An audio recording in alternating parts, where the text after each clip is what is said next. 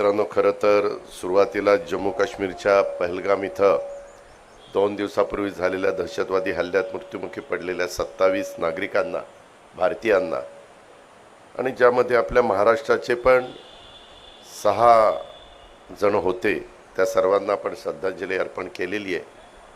परंतु ही जी काही घटना घडली ती आजही संपूर्ण भारत यामध्ये अक्षरशः असा ह्याचा बदला घेतला पाहिजे, ह्यांना त्यांची जागा दाखवली पाहिजे. देशाचे पंतप्रधान नरेंद्र मोदी साहेबांनी यामध्ये काही महत्त्वाचे निर्णय घेतले, त्याच्यामध्ये पण पाण्याच्या संदर्भातले असतील, इतर गोष्टी असतील, आणि त्यांच्याशी सगळे संबंध तोडून टाकले.